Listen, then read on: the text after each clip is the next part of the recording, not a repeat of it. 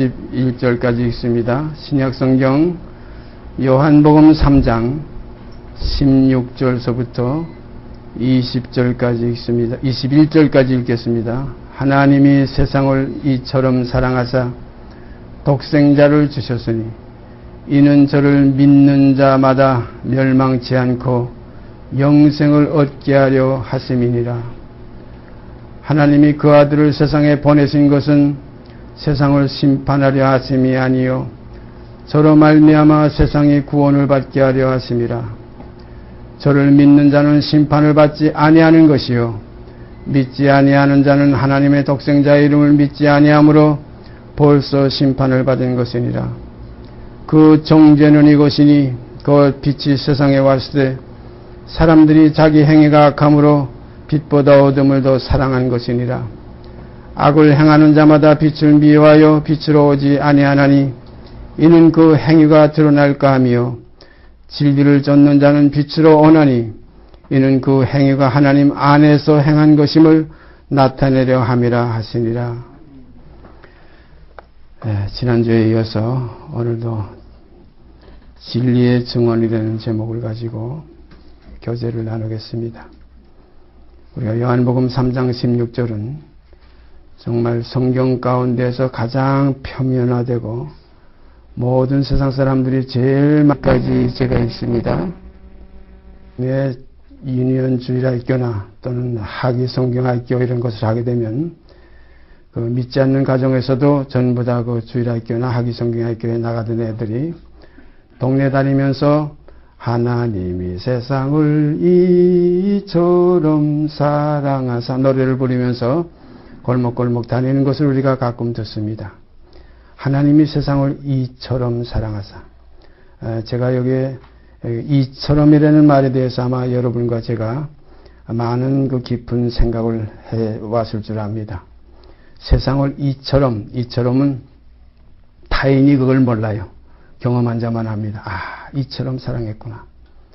어떤 사람들은 이처럼을 그냥 그저 느낌 속에서 이처럼 사랑했구나 하는 사람도 있겠지만은 정말로 멸망치 않고 영생을 얻게 하시려는 그 사랑, 대단한 사랑입니다.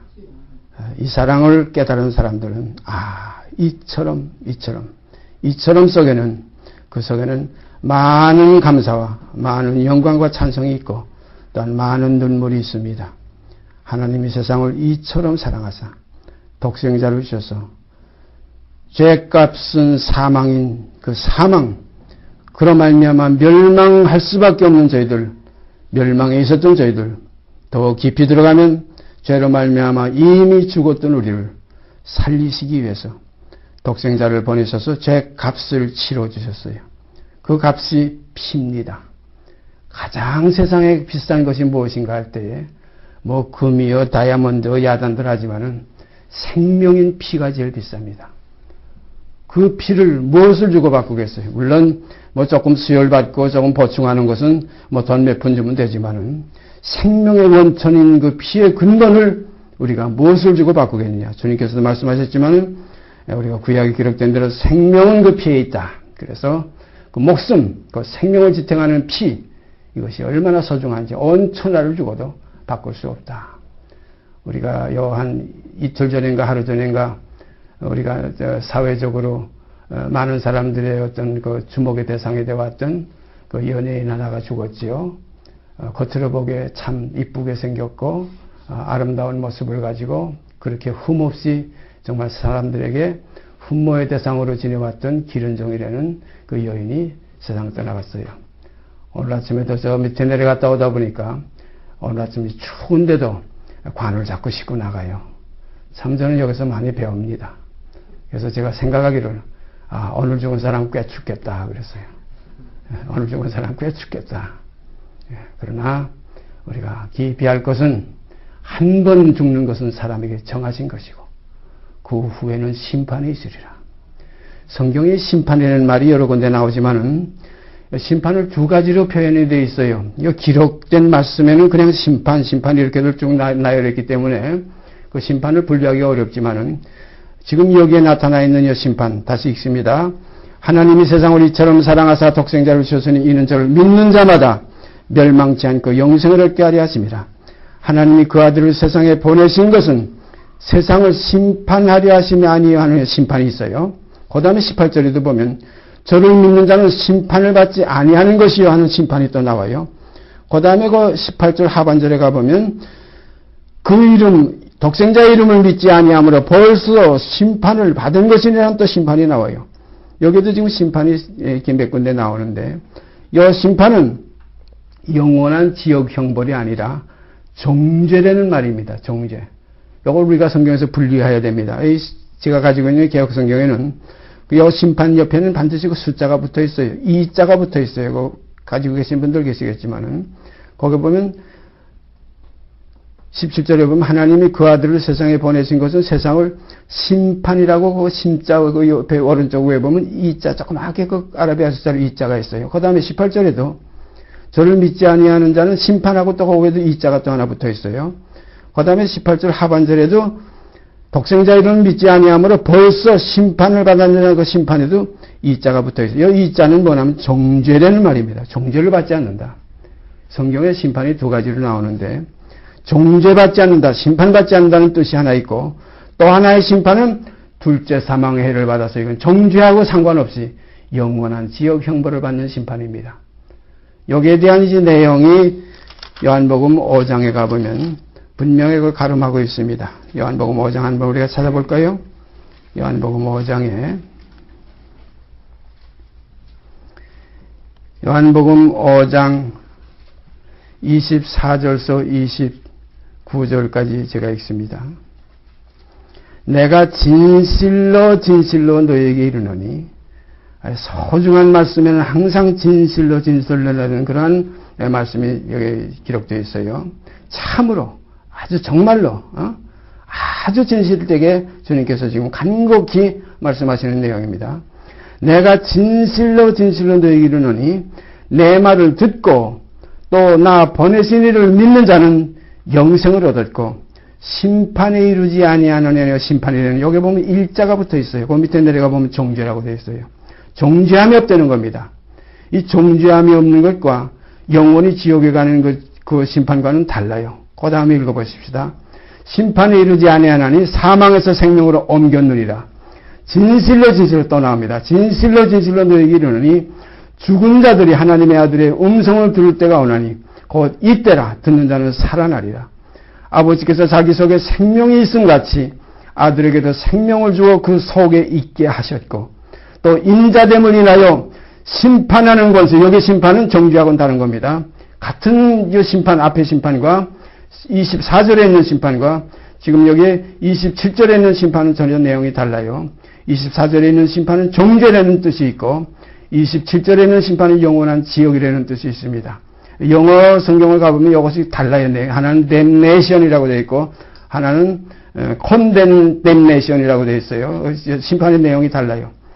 27절 있습니다. 또 인자됨을 인하여 심판, 이거 영원한 형벌이면 지옥입니다. 심판하는 권세를 주셨느니라. 이를 기이 여기지 말라. 무덤 속에 있는 자가 다 그의 음성을 들을 때가 오나니 선한 일을 행한 자는 생명의 부활로 악한 일을 행한 자는 심판의 부활로 나오래요. 영원한 심판입니다. 그런 거로 우리가 그냥 읽을 때 심판하니까 그걸 분별을 못해가지고 읽으면은 약간의 우리 신앙 속에 혼선이 오게 됩니다. 그래서 성경은 자세하게 세밀하게 부지런히 살펴서 어느 때 어느 시를 가르쳤는지 선지자들도 부지런히 살펴서 자기들의 때가 아니고 우리들의 때에 이루어질 이 복음의 역사를 성경에 예언했다는 그런 기록이 우리가 신약 성경에 가보면 어느 사도가 그런 기록을 해놨습니다. 그러므로 우리가 이 진리에 대한 증언은 진리에 대한 증거하고 또 차이가 있어요. 여기도 심판하는 거 내용이 다르지만은 증언과 증거는 다릅니다. 증언은 진리에 대해서 우리가 이렇게 객관적인 증거를 하는 하나의 알고 말하는 증거고 증언이고 증거는 친히 진리를 자기 몸으로 자기 사실 속에서 나타내는 것이 증거입니다. 그러니까 진리에 대해서 증거하신 분은 우리 주 예수 그리스도 한 분이시고 그 다음에 그 증거를 이어받아서 이 땅에서 예수의 흔적을 몸에 가지고 산 사도들 또한 진리를 증거한 자들입니다. 요한계시록에 가보면 예수의 증거는 그랬어요. 진리의 증거인데 예수의 증거는 대언의 영이라 그렇게 되어 있어요. 그러니까 대언의 영으로 하지 않고는 증거할 자가 아무도 없습니다. 그래서 우리가 그 대언의 영, 이 성령, 진리의 영, 우리가 진리의 영에 대해서 조금 생각해 보십시다. 요한복음 14장, 진리의 증언이기 때문에 진리에 대해서 먼저 우리가 알아보시기 바랍니다. 요한복음 14장 15절서부터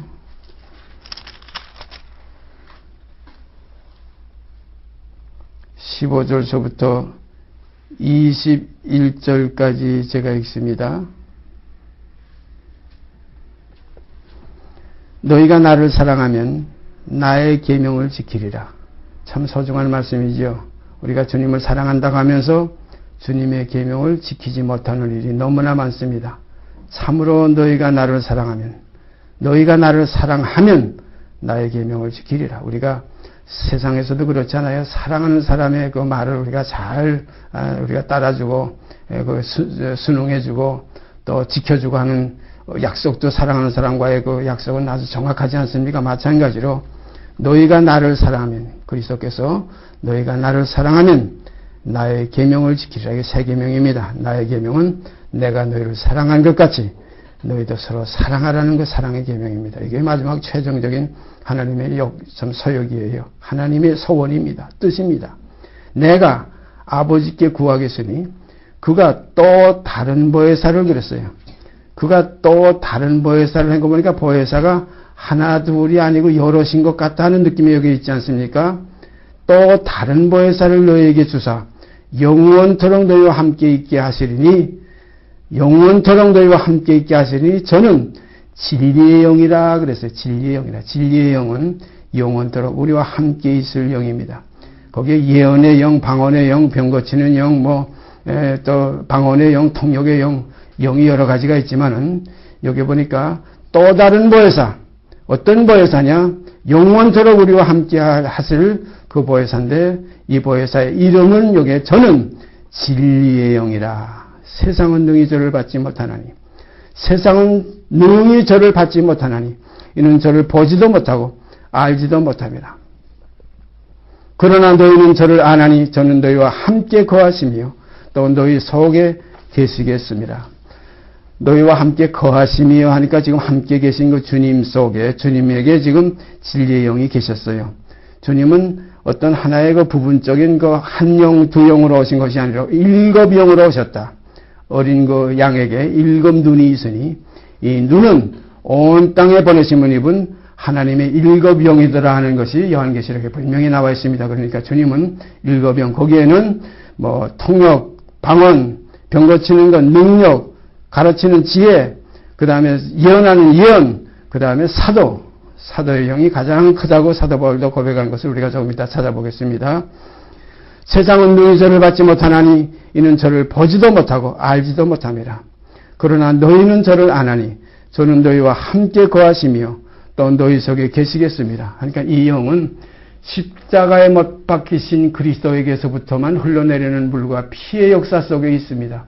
그런 거로 세상에 계실 때 그 나사렛 예수로서 십자가에 못 박히신 그리스도 예수가 이루어지기 전까지의 그 행함에는 많은 사람들이 그에 동참할 수 있었어요.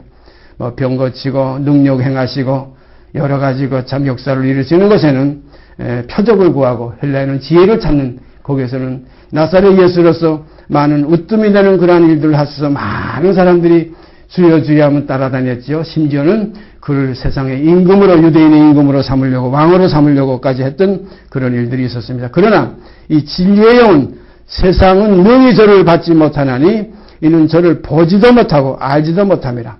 그러니까 우리가 고린도전서에 기록된 대로 유대인은 표적을 구하고 헬라인은 지혜를 찾으나 우리는 십자가에 못 박힌 예수를 전하니 유대인에게는 거리끼는 것이요 이방인에게는 미련한 것이로되 그랬어요. 그러나 십자가에 못 박히신 예수, 거기에서 나오는 그 영, 이제 육이 끝나고 영으로 진리의 영이 거기서 우리에게 지금 부어지는데, 내가 가면 또 다른 보혜사에 가면하는 것이 십자가의 마침입니다. 내가 떠나가는 것이 너에게 유익이라고 그랬어요. 내가 가지 아니하면 보혜사가 너에게 오시지 않는다. 그러니까 이 진리의 영이 가장 소중합니다. 우리가 하나님의 나라로 가는 하나의 힘의 그 근원은 진리의 영에 있습니다. 아무리 방언을 유창하게 하고, 아무리 그 방언이 무슨 뜻인지 방언을 통역을 하고, 또한 뭐 병을 고치는 능력이 있어서 소경을 고치고 안질만을 일으키고 많은 역사를 할지라도 진리의 영이 없으면 하나님 나라 가는 역사가 이루어지지 않습니다. 마치 먹고 같은 하면 곡식을 심었는데 막 뿌리가 잘 내리고 뿌리 잘 내렸다 이렇게 조금만 싹이 날 때 보면 뿌리부터 내리잖아요. 그 다음에 그 싹이 아주 들성 부른 나무는 떡잎부터 알아본다 해가지고 싹이 충실하지 않아요. 또 줄기가 아주 굵게 나오잖아요. 이야, 이 곡식 잘 되겠다. 너무 줄기가 굵어도 문제가 있어요. 제가 전라도 피난내리가 있을 때에 그 대창 내리는 그 곡창지대에 가 있었는데 거기 보면 텄논이라고 있어요. 집하고 이렇게 붙은 논. 집 옆에가 다 논이에요. 붙었는데 집에서 그 뭐 하수 뭐 이런 그 찌꺼기들 자꾸 버리니까 그 집 옆에는 어떻게 무성해지는지 익질 않아. 이건 비어서 나중에 수술을 못해요. 너무나 무성해가지고 결실하지 못해요. 그러니까 모든 요소가 골고루 우리 진리의 영 안에서 이루어지는 우리 구원의 길에도 그와 마찬가지입니다. 그래서 너무 지나쳐도 안 되고 너무 모자라도 안 된다. 성경에도 그런 말씀이 있죠. 부하게도 마옵시고 가난하게도 마옵시고, 부하게 되면은 하나님을 잊어버리게 될까 두렵고 가난하면은 도적질할까 두렵다. 그런 거로 우리의 신앙생활에도 알맞게 그래서 5달란트의 재능을 가진 그런 재능 있는 자에게 재능을 따라서 5달란트 줬지 1달란트밖에 관리하지 못할 사람에게 5달란트 절대 주시지 않습니다. 재능을 따라서 주십니다. 또 2달란트도 마찬가지예요. 5달란트 감당할 만한 재능이 있는 사람에게 2달란트 주신 거 아니라 2달란트 감당할 만한 이에게 2달란트를 줬습니다. 그래서 교회에서도 몇을 세우는데 첫째는 사도요. 다 감당할 만한 위치에 있는 자에게 사도의 직분을 맡기시고, 둘째는 선지자요, 셋째는 교사요, 넷째는 능력이요, 다섯째는 병 고치는 은사요, 여섯째는 방언하는 것이요, 일곱째는 방언 통역함이라. 조금 이따 우리가 찾아보십시다. 다시 읽습니다. 내가 너희를 고아와 같이 버려두지 아니하고 너희에게로 오리라. 조금 있으면 세상은 다시 나를 보지 못할 터이로되 너희는 나를 보리니, 조금 있으면 세상은 다시 나를 보지 못할 터이로되, 나사렛 예수는 인자는 죽기 때문에 그 겉으로 보는 예수는 보지 못하지만 너희는 나를 보리니, 영으로서 그리스도 영이 우리 속에 임재해 오시기 때문에 너희는 나를 보리니, 이는 내가 살았고 너희도 살겠습니다. 이는 내가 살았고 너희도 살겠습니다. 이거 참 중요한 말씀입니다. 이것이 부활의 자녀들이에요. 너희가 그리스도와 함께 다시 살리심을 받았으면 위의 것을 찾으라 하는 그 참 아름다운 말씀이죠. 다시 살리심을 받은 사람들이 다시 사신 예수를 볼 수 있지, 다시 살리심을 받지 못하면은 다시 사신 예수를 우리가 볼 수가 없습니다. 그래서 여기 주님께서 그런 내용 가지고서 말씀하신 거예요. 조금 있으면 세상은 다시 나를 보지 못할 터이로되 너희는 나를 보리니, 이는 내가 살았고 너희도 살겠습니다. 그날에는, 그래서 그날에는 내가 아버지 안에 너희가 내 안에, 내가 너희 안에 있는 것을 너희가 알리라. 그날에는, 이거 영의 세계입니다. 이제는 육체로는 죽임을 당하시고 영으로는 살리심을 받으셨어요. 그러니까 다시 살리심을 받은 사람들은 이제는 육신에 있지 않고 영에 있다는 말씀, 이것 때문에 주님과 이제는 교통이 있게 됩니다. 그래서 주와 합하는 자는 한 영이니라 하는 말씀 성취되는 줄 압니다. 그날이 여러분과 제게 오늘 이 날이 되기를 바랍니다. 그날에는 내가 아버지 안에, 너희가 내 안에, 내가 너희 안에 있는 것을 너희가 알리라. 내가 아버지 안에, 그리고 너희가 내 안에, 내가 너희 안에 하면 이게 합쳐서 하나가 되는 거 아닙니까? 내가 내 안에, 내가 너희 안에 꼭 이렇게 참 이쪽 저쪽 분간하지 않으시고 하나로 아버지와 내가 하나인 것 같이 저희도 다 하나가 되게 하옵소서 하는 주님의 기도의 말씀이 여기에도 연관이 된 말씀입니다. 그 다음에 21절 보십시다. 나의 계명을 가지고 지키는 자라야 나를 사랑하는 자니, 나의 계명을 가지고 지키는 자라야 나를 사랑하는 자니, 나를 사랑하는 자는 내 아버지께 사랑을 받을 것이요 나도 그를 사랑하여 그에게 나를 나타내리라. 나의 계명을 가지고 지키는 자라야. 이 지킨다는 건 행위인데 행위를 우리는 또 다른 표현으로 행실이라고 합니다. 열매, 행하는 열매입니다. 이 행실은 영생에 이르는 열매, 이것이 없으면 복간에 들어갈 수 없다. 그래서 우리가 야고보서에는 그 행함이 없는 믿음은 아무 소용없는 믿음이다. 그건 죽은 믿음이다. 마치 이것은 영혼이 없는 몸과 같다. 영혼이 없는 몸이 죽은 것과 같이 행함이 없는 믿음은 그 자체가 죽은 것이다.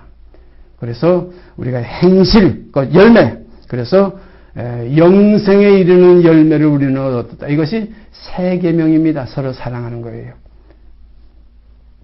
이게 아까 처음에 읽었던 진리의 영에 대해서 우리가 생각해 보십시다. 진리의 영은 또 다른 도에서 그랬는데 어떤 영인지 다시 한번 살펴보십시다. 스가랴서 구약에 올라가면 구약에서부터 그런 내용들이 이제 비춰지기 시작했어요. 스가랴서 3장 좋은 예언서입니다. 스가랴 선지자를 통해서 아름다운 영광의 비전을 하나님께서 거기에 비춰주셨습니다. 스가랴서 구약성경 제일 끝에서 세 번째입니다. 말라기 후에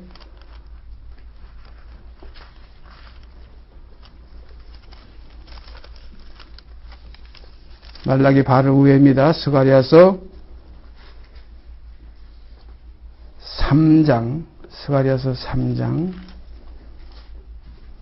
9절 10절 말씀 두 절 읽습니다. 9절 10절 만군의 여호와가 말하노라 내가 너 여호수아 앞에 세운 돌을 보라. 세운 돌을 보라. 한 돌에 7 눈이 있느니라. 내가 새길 것을 새기며 이 땅의 죄악을 하루에 제하리라. 예수 그리스도께 대한 하나의 예언입니다. 한 돌, 곧 건축자의 버린 돌이 됐다고 그랬죠. 이 돌이 모퉁이의 머릿돌이 되신 돌입니다. 이 돌에 눈이 7 눈이 있어요. 눈이 2개가 있는 거, 3개가 있는 게 아니라 7 눈이 있느니라. 내가 새길 것을 새기며 이 땅의 죄악을 하루에 제하리라. 만군의 여호와가 말하노라. 그날에 너희가 각각 포도나무와 무화과 나무 아래로 서로 초대하리라 하셨느니라. 이게 죄가 없어지는 이 하나의 그리스도의 속죄에 대한 예언이신데 바로 이 그리스도에 대한 예언이에요. 한 돌에 여호수아 앞에 세운 돌을 보라 이거예요. 한 돌에 7 눈이 있느니라. 한 돌에 7 눈이 있느니라.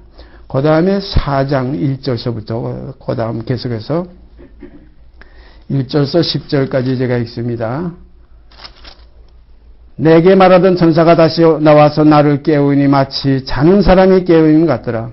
그가 내게 묻되 내가 무엇을 보느냐? 내가 대답하되 내가 보니 순금 등대가 있는데 그 꼭대기에 주발 같은 것이 있고 그 등대에 7 등잔이 있으며 그 등대 꼭대기 등잔에는 7 관이 있고 그 등대 곁에 2 감람나무가 있는데 하나는 그 주발 우편에 있고 하나는 그 좌편에 있나이다 하고 내게 말하는 천사에게 물어 가라되 내 주여 이것들이 무엇이니까? 내게 말하는 천사가 대답하여 가라되 네가 이것들이 무엇인지 알지 못하느냐? 내가 대답하되 내 주여 내가 알지 못하나이다. 그가 내게 일러 가라되 여호와께서 스룹바벨에게 하신 말씀이 이러하니라. 만군의 여호와께서 말씀하시되 이는 힘으로 되지 아니하며 눈으로 되지 아니하고 오직 나의 심의로 되느니라. 큰 산아 내가 무엇이냐? 내가 스룹바벨 앞에서 평지가 되리라. 그가 머릿돌을 내어놓을 때에 머릿돌이 나옵니다. 아까 한 돌에 아까 7 눈이 있다고 그랬죠. 머릿돌을 내어놓을 때에 무리가 외치기를 은총이 그에게 있을지어다 하리라 하셨고 여호와의 말씀이 또 내게 임하여 가라사대 스룹바벨의 손이 이전에 지대를 놓았은즉 그 손이 또한 그것을 마치리라 하셨나니 만군의 여호와께서 나를 너희에게 보내신 줄을 내가 알리라 하셨느니라. 10절 보세요. 작은 일의 날이라고 멸시하는 자가 누구냐? 이 7은 온 세상에 두루 행하는 여호와의 눈이라고 해요. 여호와의 눈이라고 이렇게 나와요. 이 7은 온 세상에 두루 행하는 여호와의 눈이라. 다림줄이 스룹바벨의 손에 있음을 보고 기뻐하리라. 그러니까 이게 7 등잔, 한 순금 등대에 7 등잔이 있는데 그 꼭대기 그 등잔, 거기서는 금관이 7금관이 있어가지고 거기서 금기름을 흘러내린다. 그 다음에 계속해서 읽어보면 그 감람나무가 이 옆에 좌우에 서 있는데 그 금기름이 그 위에서 흘러내리는 것을 거기서 볼 수 있는데요. 그러니까 꼭대기 등잔에서 꼭대기 그 주발 같은 그 등잔에서 주발에서 금기름이 흘러내린다. 그러니까 7 등잔 이것이 우리가 보통 어떤 성화 그림에 보면은 그 등대 그림이 나와요. 등대 그림이 나오는데 그 어떤 모양을 주로 많이 보게 되나 하면 이렇게 밑에서 한 줄기가 나와가지고 가지가 양쪽으로 2가지 또 2가지 2가지 그 가운데까지 이렇게 해서 7가지가 나왔어요. 근데 이것을 수평으로 이렇게 난 그런 모양의 그 등대를 우리가 많이 봐왔어요. 그런데 여기 좀 수가사에 보면 이게 수평으로 되어 있는 등잔들이 아니고 이렇게 입체 올라가서 높이 꼭대기에 있는 주발이 있으니까 양쪽에 처음에 밑에 있는 2개, 그 다음에 또 그 중간에 있는 2개, 또 조금 위에 있는 2개, 마치 우리 사람의 몸과 같아서 2발이 있고 양쪽 허리가 이렇게 우편좌편 허리가 있고 그 다음에 2 손이 있고 머리가 있는 것과 같이 이렇게 해서 이렇게 순서적으로 올라가서 꼭대기 등잔이라 꼭대기 주발 같은 등잔이라고 한 거 보니까 이것이 이렇게 높이 차차 올라간 것으로 표현이 되게 꼭 나무 같은 모양이에요. 나무가지가 나와가지고 이렇게 거기에 주발 같은 이렇게 거기에 등잔들이 있어가지고 거기서 제일 꼭대기 등잔에서는 금기름이 흘러내린다. 우리가 이제 곡식하게 되면 그것을 비유해서 알 수 있죠. 곡식하면 6가지로 이렇게 나누다가 마지막에 7가지가 열매로 나타나는데 처음에 뿌리와 싹이 그것이 한 쌍이에요. 그 다음에 줄기와 가지가 또 한 쌍이에요. 그 다음에 세 번째, 그 다음에는 잎과 꽃이 또 한 쌍이에요. 그 다음에 마지막에 가서는 열매가 나옵니다. 그러니까 제일 소중한 것이 열매예요. 그러니까 뿌리와 싹, 이건 다 하나의 첩보입니다. 우리가 그리스도의 첩보에는 그 싹이 나고 그 다음에 순이라 이름하는 자가 덧나서 결국은 열매를 맺어야 여호와의 전을 건축하죠. 마지막에 기름은 어디서 나오느냐? 꼭대기 주발 열매에서 기름이 나온다. 우리 감람나무 열매에서 감람 기름을 짜지 않아요. 마찬가지로 이와 같이 처음에는 싹이요, 그 다음에는 이삭이요, 그 다음에 이삭 속에 충실한 곡식이라 주님도 이렇게 3단계를 말씀하셨지만은 여기에 지금 등대의 모양을 보면은 처음엔 뿌리와 싹이요, 그 다음엔 2 쌍이 또 뭐냐면 줄기와 가지요, 그 다음에 3번째 쌍은 잎과 꽃이요, 마지막에 중심에 하나의 떡 서서 나타나지는 것이 열매입니다. 여기에서 금기름이 흘러내린다. 이렇게 해서 7 등잔, 이것은 하나님의 7 눈이라, 여호와의 7 눈이라, 또 한 돌에 7 눈이 있다. 이 눈은 온 땅에 보내심을 입은 하나님의 7 영이라는 말씀 우리가 찾아보십시다. 그 다음에 요한계시록 1장.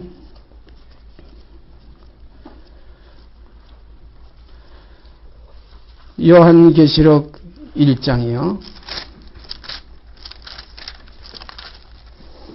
5절 말씀 제가 읽습니다.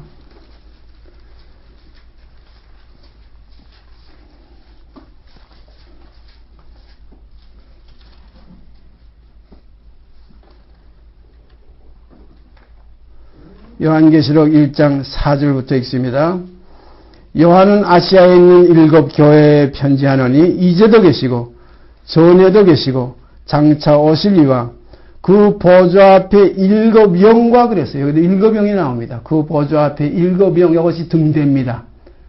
금등대의 7 등잔이요, 빛이 하나님의 눈이라. 또 이것을 한 돌에 7 눈이 있다. 눈은 영을 성경은 그렇게 많이 여기저기 드러내고 있습니다. 다시 읽습니다. 요한은 아시아에 있는 7 교회에 편지하노니 이제도 계시고 전에도 계시고 장차 오시리와 그 보좌 앞에 7 영과 또 충성된 증인으로 죽은 자 가운데서 먼저 나시고 땅의 임금들의 머리가 되신 예수 그리스도로 말미암아 은혜와 평강이 너에게 있기를 원하노라. 우리를 사랑하사 그의 피로 우리 죄에서 우리를 해방하시고 이렇게 말씀했어요. 아까 우리가 스가랴서에도 하루아침에 모든 죄를 깨끗게 제해 주시라 했는데 여기도 그런 내용이 나옵니다. 그의 피로 우리 죄에서 우리를 해방하시고, 우리가 주님의 피값으로 죄값이 치러졌어요. 그런 거로 사망이 끝났습니다. 모든 사람에게 사망이 없어졌어요. 이것을 저는 늘 말씀드리지만 아브라함에게 약속했던 하나님의 약속이 이루어진 겁니다. 내 씨로 말미암아 천하 만민이 복을 받으리라. 이제는 사망이 없어요. 이제는 전부 다 부활해요. 값없이 다 부활해요. 그런데 어떤 부활을 하느냐? 선한 일을 행한 자와 세계명을 지킨 자들은 생명의 부활로, 악한 일을 행한 자, 세계명을 지키지 않은 자들은 심판의 부활로 나오리라. 이것이 마지막 둘째 사망의 해를 받는 자들이 있고, 그 둘째 사망 해를 받지 않고, 다시 말씀드리면 멸망치 않고 영생을 얻는 하나님의 자녀들이 있음을 말씀하고 계십니다. 그 다음에 3장, 요한계시록 3장 1절이요.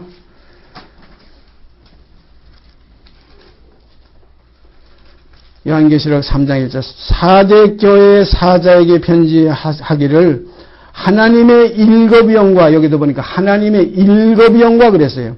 하나님의 일곱 영과 일곱 뼈를 가진 이가 가라사대 내가 네 행위를 아노니 내가 살았다 하는 이름은 가졌으나 죽은 자로다. 그래서 여기 보니까 하나님의 일곱 영과 그랬어요. 그러니까 하나님의 영이 하나가 아니고 일곱 영인데, 그 일곱 영이 한 등대에 함께 있는 한 돌에 일곱 눈이, 한 일곱 영이 있지, 따로따로 영이 이렇게 흩어져 있는 게 아니라는 걸 우리가 알아야 됩니다.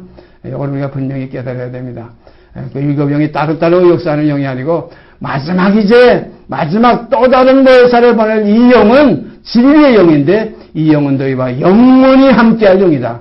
영원히 함께할 영이 알곡의 영입니다. 그런 거로 뿌리와 싹의 영도 아니고, 그 다음에 줄기와 가지의 영도 아니고, 잎과 꽃의 영도 아니고, 열매의 영. 그래서 성경은 영생에 이르는 열매가 우리에게 이제 이루어지는 겁니다. 그래서 썩지 아니할 씨를 우리에게 주셨고, 구원함에 이르는, 거룩함에 이르는 열매를 우리에게 주셨다. 그래서 씨와 열매 참 소중한 겁니다. 그 다음에 4장 5절이요. 요한계시록 4장 5절 말씀. 보좌로부터 번개와 음성과 내성이 나고, 보좌로부터 번개와 음성과 내성이 나고, 보좌 앞에 일곱 등불 켠 것이 있으니 이는 하나님의 일곱 영이라. 여기도 분명히 보좌 앞에 일곱 등불 켠 것이 있으니, 이거 등대 아닙니까? 순금등대, 아까 스가랴서 예고한 것 같이 보좌 앞에 일곱 등불 켠 것이 있으니, 이 등대가 있으니 이는 하나님의 일곱 영이라. 하나님의 일곱 영이라. 그래서 저는 이것을 좀 쉽게 깨닫고 생각해 봤어요. 등대하게 되면, 등대와 등잔을 어떻게 구분하면 좋나 하면, 등대는 성신, 옛날에 구역에는 전부 성령을 성신 그렇게 번역이 되어 있었어요. 그건 성신이고, 등대는 성신이고, 등잔은 성령이라. 그래서 성신의 일곱 영으로 역사하는 하나님의 그 신 속에는 일곱 영, 곧 일곱 하나님의 눈으로 이 온 땅을 살피고 모든 것을 다스리신다. 그런데 그 마지막 결론의 영은 진리의 영이라. 꼭대기 있는 등잔에서 기름이 흘러내린다. 그런 거로 우리 여러분, 물론 방언도 중요하고, 방언 통역하는 은사도 좋고, 그 다음에 병 고치는 은사 참 사람들에게 참 흠모의 대상이지요. 그 다음에 능력 행하는 거 더 큰 흠모의 대상이지요. 또 지혜로 가르치는 이 교사, 이거 참 아름다운 하나의, 그 교사 중에 목사님, 무슨 선생이니 이거 다 들어가 있지. 목사가 원래는 목사라는 번역이 없어요. 목자입니다. 가르치는, 인도하고 가르치는 거예요. 그 다음에 거기 올라가면 예언의 영, 선지자의 영입니다. 그 다음에 더 올라가면 사도의 영이에요. 자, 여기도 보니까 분명히 보좌 앞에 일곱 등불 켠 것이 있으니 이는 하나님의 일곱 영이라. 보좌 앞에 수정과 같은 유리바다가 있고, 보좌 가운데와 보좌 주위에 네 생물이 있는데 앞뒤에 눈이 가득하더라. 이런 표현이 있어요. 여기 보면 앞뒤에 눈이 가득하다는 것도 일곱 영하고 또 달라요. 앞뒤에 눈이 가득하다니까 하나님의 역사는 뭔가 영으로 되고, 힘으로 안 되고, 눈으로도 안 되고, 하나님의 신으로 되느니라 하는 말씀 우리가 마음속에 새기시기를 바랍니다. 그 다음에 마지막으로 5장에 가서 한 장 더 넘어가서 요한계시록 5장 6절 말씀 보십시다. 여기는 분명히 그것을 이제 말씀하고 계세요. 6절이요. 내가 떠보니 보좌와 네 생물과 장로들 사이에 어린 양이 섰는데 일찍 죽임을 당한 것 같더라. 일곱 뿔과 일곱 눈이 있으니 여기에 나오죠. 일곱 눈이 있으니 이 눈은 온 땅에 보내심을 입은 하나님의 일곱 영이더라 그랬어요. 이 눈은 어린 양에게 일곱 뿔이 있고 일곱 눈이 있는데 이 눈은 온 땅에 보내심을 입은 하나님의 일곱 영이더라. 그러니까 이 일곱 영 중에 제일 소중한 영, 제일 귀한 영이 이것이 진리의 영입니다. 진리의 영이에요. 여기에 대해서 고린도전서 12장에 가면 그 내용이 밝히 분별되어 나옵니다. 고린도전서 12장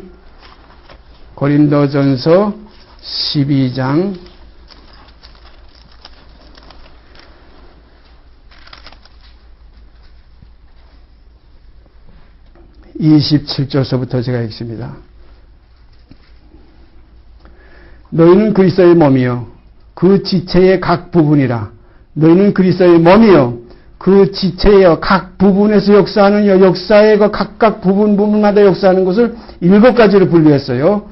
하나님이 교회 중에 몇을 세우셨으니 첫째는 사도요 그랬어요. 첫째, 둘째, 셋째 나갑니다. 첫째는 사도요. 우리가 곡식하게 되면 첫째는 열매죠. 그 다음에 꽃이 있고, 그 다음에 잎이 있고, 그 다음에 그 밑에 내려가면 줄기가 있고, 가지가 있고, 줄기가 있고, 그 다음에 싹이 있고, 뿌리가 있죠. 이렇게 7가지로 분류할 수 있어요. 생명의 세계는 7으로 이렇게 분류가 된다 이겁니다. 우리 몸도 마찬가지로, 교회도 첫째는 사도요, 둘째는 선지자요, 셋째는 교사요, 그 다음은 능력이요, 그 다음은 병 고치는 사와 서로 돕는 것과 다스리는 것과 각종 방언을 하는 것이라 그랬고, 29절로 보면 거기서부터 30절에 보면 분명히 7가지로 분류가 되어 있어요. 자, 다 사도겠느냐, 첫째요. 그 다음에 다 선지자겠느냐, 다 선자가 될 수 없다는 거예요. 다 사도가 될 수 없다는 거예요. 다 사도겠느냐, 하나. 다 선지자겠느냐, 둘. 다 교사겠느냐, 셋. 다 능력을 행하는 자이겠느냐, 넷. 다 병 고치는 사를 가진 자이겠느냐, 다섯. 그 다음에 다 방언을 말하는 자이겠느냐, 여섯. 그 다음에 다 통역하는 자이겠느냐 하는 것이 7으로 이렇게 분류가 됩니다. 교회에 몇을 세웠는데 다 사도겠느냐, 다 선지자겠느냐, 다 교사겠느냐, 다 능력을 행하는 자겠느냐, 다 병 고치는 사를 가진 자겠느냐, 다 방언을 말하는 자겠느냐, 다 통역하는 자겠느냐. 너희는 더 큰 은사를 사모하라. 내가 또한 제일 좋은 길을 너희에게 보이리라. 우리가 열매를 맺는 그 7가지가 완성이 됐다 할지라도, 진리의 영을 받았다고 할지라도 거기에서 금기름이 흘러나오지 아니하면, 생명의 기름이 우리에게서 넘쳐나지 아니하면 하나님 나라에 쓸모가 없습니다.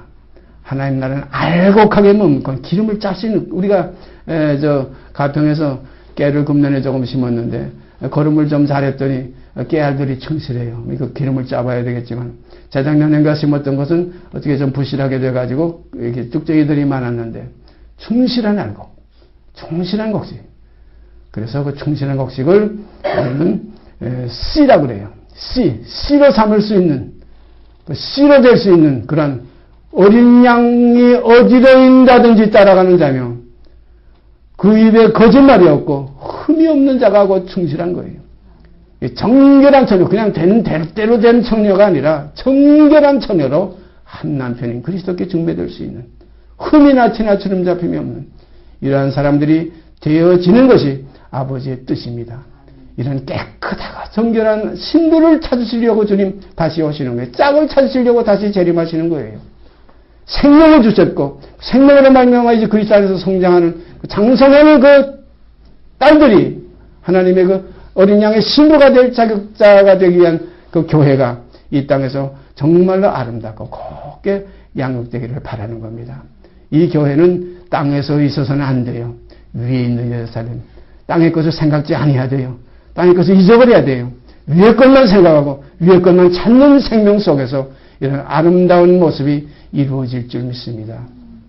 그래서 지금 있는 예루살렘, 시내산으로 쫓아온 그런 모세를 따라 나온 계명이 있는, 율법이 있고 육이 있는 교회가 아니라 이제는 그리스도로 말미암는 은혜와 진리가 충만해서 내가 세상에 속하지 아니한 같이 아버지여 저희도 세상에 속하지 아니하였사옵나이다 하는, 세상에 속하지 아니한 그리스도인들이 되어지기를 바랍니다. 이것이 진리의 증언이에요. 이 진리의 증언은 바로 이겁니다. 육에 있지 않고 영에 있는 것이고, 어둠에 있지 않고 빛에 있는 것이고, 썩을 것으로 심어버리고 썩지 아니할 것으로 다시 살아나는 이 생명이 욕된 것으로서 신고 영광스러운 것으로 다시 나오는 새로운 피조물이라. 그래서 이전 것은 다 지나갔으니 보라 새 것이 되었도다. 그래서 이제는 새 생명 가운데서 행하게 하려 하신 아버지의 뜻이 여러분과 제 속에서 성취되기를 바랍니다.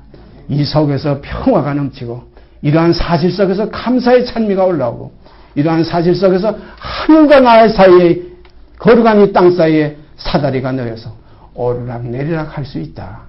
오르락내리락 하는 것이 그 은혜예요. 오르기만 하는 게 아니라 오르락내리락 하면서 사도 바울이 그 사실을 자기에게서 확인하고 뭐라고 그랬어요?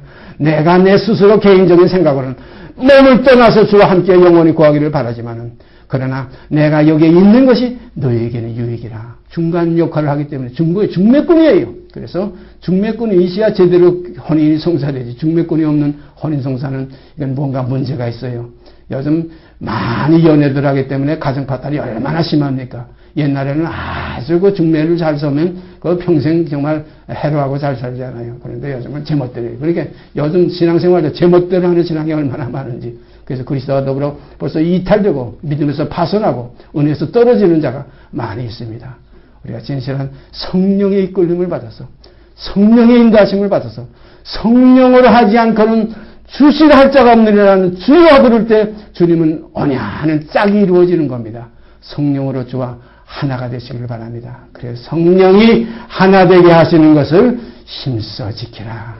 성령이 하나 되게 하시는 이러한 아름다운 교회가 이 땅에 우리 몸 가운데서 우리 지체들 가운데서 성취되기를 간절히 소원합니다. 기도드립시다.